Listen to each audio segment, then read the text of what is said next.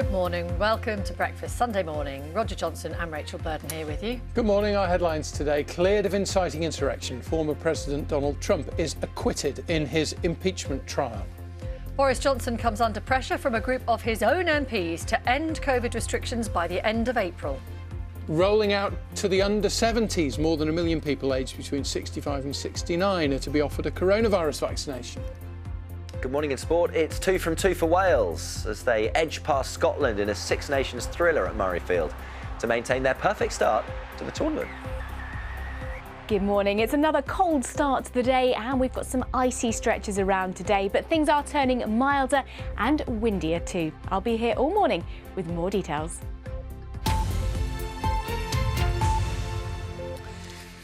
It's St Valentine's Day. It's Sunday the 14th of February. Our top story this morning. Donald Trump has suggested that he will return to politics after being cleared of encouraging his supporters to ransack the Capitol last month. 57 senators in total, including 7 Republicans, voted to convict the former president at his impeachment hearing, but that was 10 short of the minimum number required. Our Washington correspondent Nomia Iqbal reports. Donald John Trump, former president of the United States, is not guilty as charged in the article of impeachment. This wasn't a typical trial, but it had an ending we all saw coming. Nearly half of the jurors, the Republican senators, had voted unsuccessfully to stop the trial from happening. The motion is agreed to. There was a plot twist when it looked like witnesses may have been called, but soon the drama concluded, making it the fastest impeachment trial in history. At the heart of it all was the question: did the then President Donald Trump incite a violent mob to overturn the election results on January the 6th? Mr. McConnell, not guilty. Mr. Romney, guilty.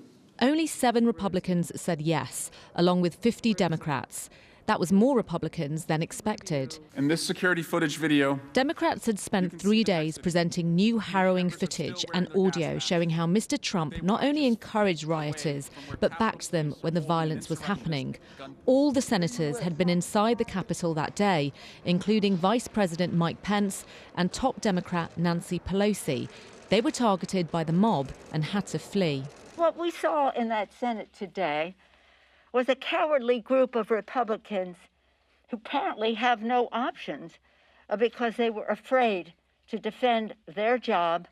A lot of her anger was directed at this man, top Republican Mitch McConnell. There's no question, none, that President Trump is practically and morally responsible for provoking the events of the day. No question about it. The people who stormed this building believed they were acting on the wishes and instructions of their president.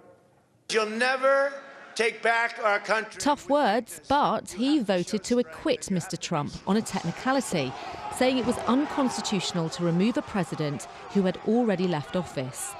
In a lengthy statement, Donald Trump said the trial was a witch hunt and that his Make America Great Again movement had only just begun. The Capitol was the crime scene and the scene of acquittal. The stakes were high. The Republican Party can't let go of Donald Trump, even though he's no longer in the White House. And as for the country, it means in 4 years' time, he could run to be the US president once again. Nomia Iqbal, BBC News, Washington.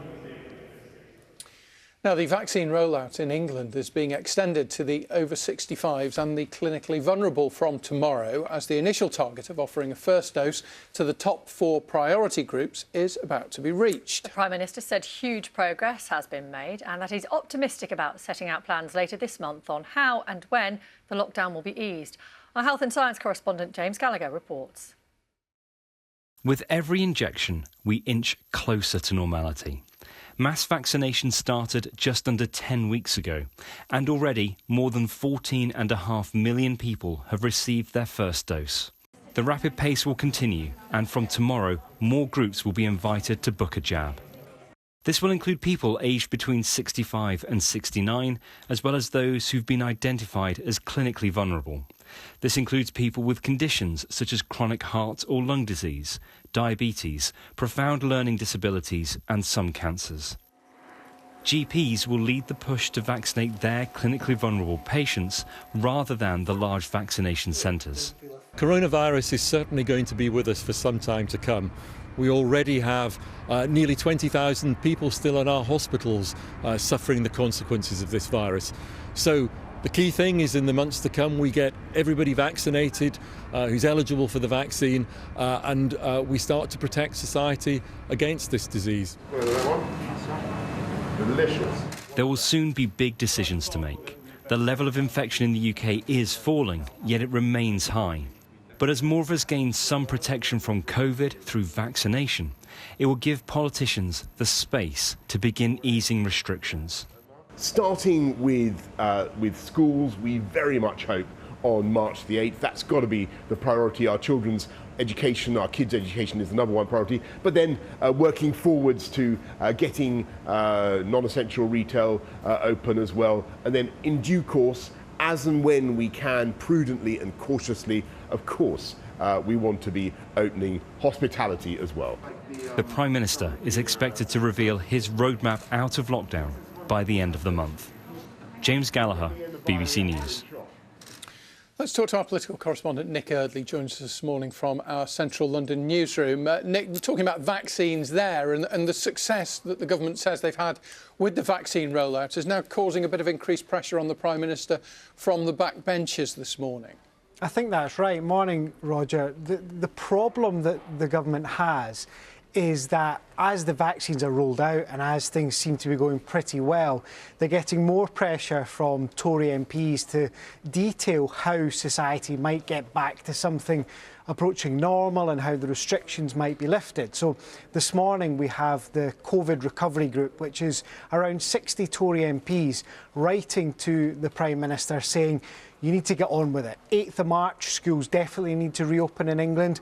We also want to see pubs open by Easter, and then by the end of April, when the top 9 most at-risk categories, so that's everyone over 50, once they've been vaccinated, this group want all legal restrictions lifted completely. So Boris Johnson is going to get a lot of that pressure, I think, over the next few days. He listens to these MPs because he's been quite close to them politically in the past. But it's also worth just bearing in mind, Boris Johnson's been quite cautious over the last few weeks. He doesn't want to end up in a position where he's opening up again only to lock down again.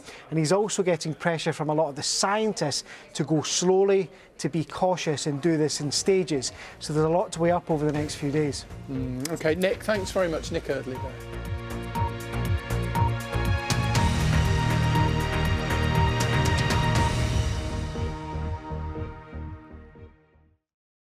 See the headlines as they happen and watch BBC News live in the app and get the full story with bbc.co.uk/news. Follow the story for all the latest with BBC News.